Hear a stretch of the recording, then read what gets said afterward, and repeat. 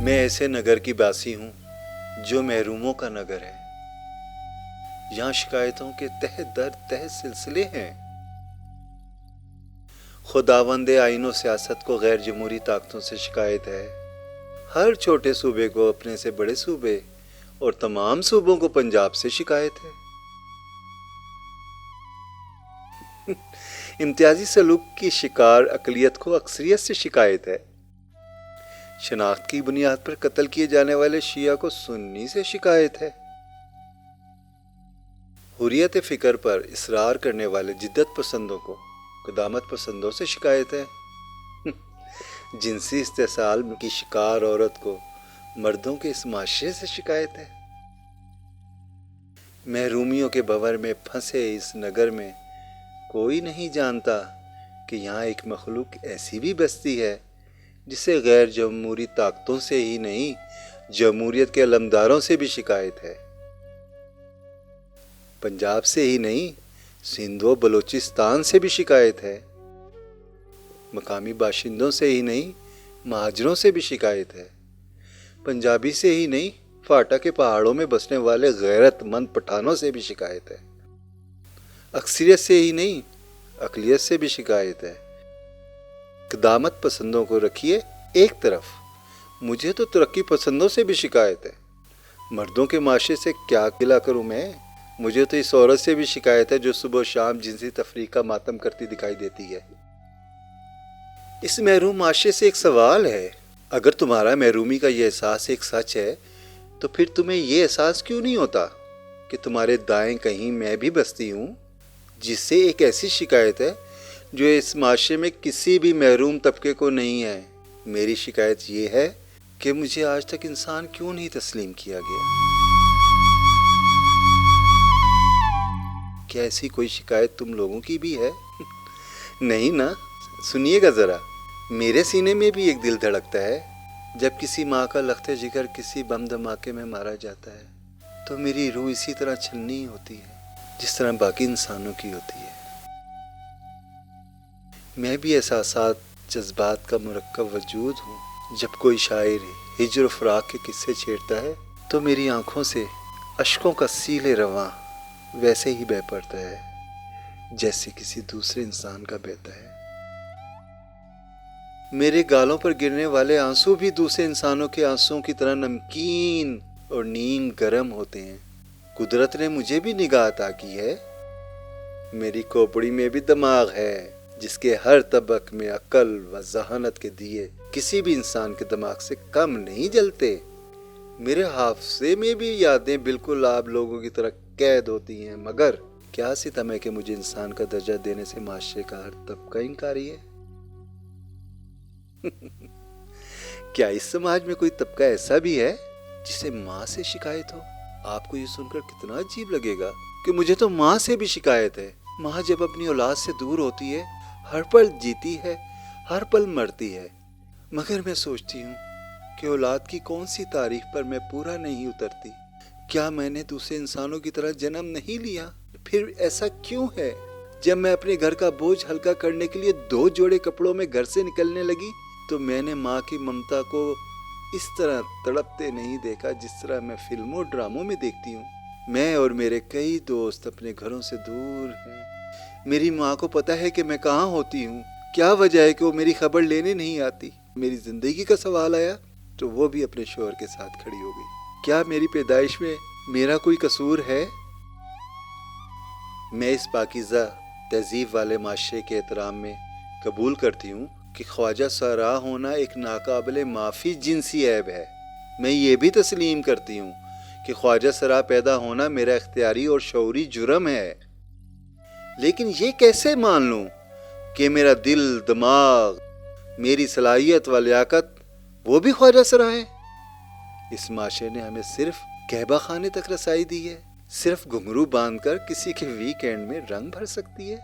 اس معاشرے کا شکر ادا کرنے کو جی چاہتا ہے کہ ہماری صلاحیت کا تو اعتراف کرتا ہے. ہم مردوں کی جنسی تسکین کا سامان کر سکتی ہیں. اگر ہمارا یہ کردار بھی تسلیم نہ کیا جاتا تو ہم کیا کر سکتی تھیں؟ لیکن کبھی ہم بھی تو تھک جاتے ہیں نا صاحب. ہم بھی کسی سے لپٹ کر رونا چاہتے ہیں. میرا دل ڈوب چکا ہے. میں اپنی ایک سہیلی الشبہ کو دفنا کر پہنچی ہوں. اس معاشرے کی ایذا رسانیوں کی قسم، میں نے عمر بھر زندگی کی اتنی مسافت طے نہیں کی جتنی ان 2 دنوں میں کی ہے. الشبہ کی کچھ سانسیں باقی تھی جب ہم سب اسے شفا خانے لے گئے، مگر وہی سوال کہ وارث کہاں سے لائیں. اس وقت صرف ایک مہربان جو ہماری مدد کو بن بلائے چلی آئی تھی، وہ موت تھی. ہم الشبہ کو اٹھائے اٹھائے عرش کو پکارتے رہے، مگر فقیہان شہر نے اعلان کر رکھا تھا کہ ہم جنازہ نہیں پڑھائیں گے. ہم نے الشبہ کو آنسوؤں کا غسل دے کر زمین کے سپرد کر دیا.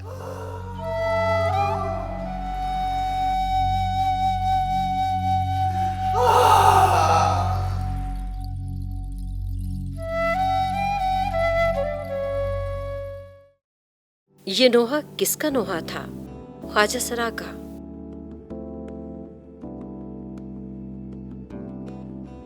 وہ جو روز آپ کو سڑکوں پہ ہاتھ پھیلائے نظر آتے ہیں، یا وہ جنہیں آپ ٹھمکے لگاتے محفلوں میں اٹکتے مٹکتے دیکھتے ہیں؟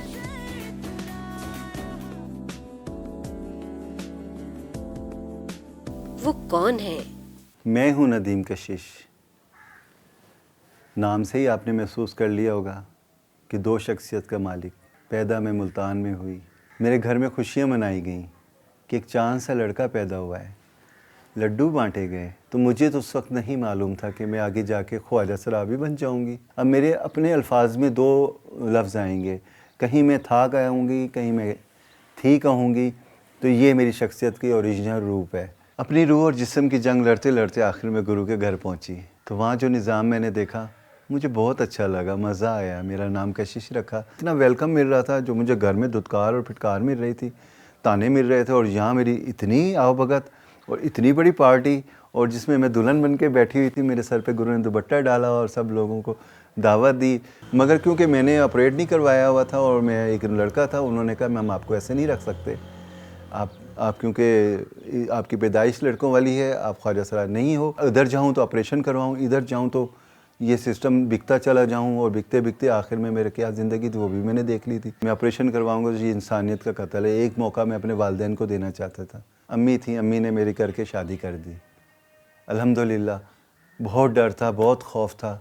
وہ میری سہاگ رات نہیں تھی، وہ میری بھیانک کی رات تھی. بہت اس میں خوف تھا، مگر اللہ میاں نے وہ جو سسٹم مجھے بتایا تھا اس کی حقیقت میرے آگے آشکار کر دی.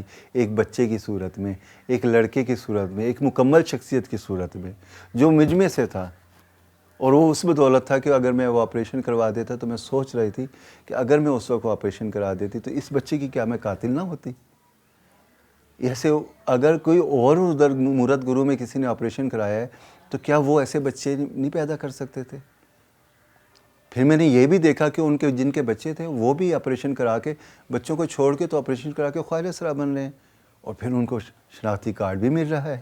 میں اس بچے کو لے کے آج اس مقام پہ ہوں کہ میں 10 سال سے ریزنیبل جاب کر رہا ہوں as a make up artist. اللہ کا لاکھ لاکھ شکر ہے کہ میں آج اس سسٹم سے نکل کے باہر آ گیا ہوں. اس سسٹم میں صرف یہی تھا، گرو در گرو بکنا، اور بکتے بکتے آخر گرو بن کے ایک خریدار بن جانا اور نئے چیلوں کو خریدنا.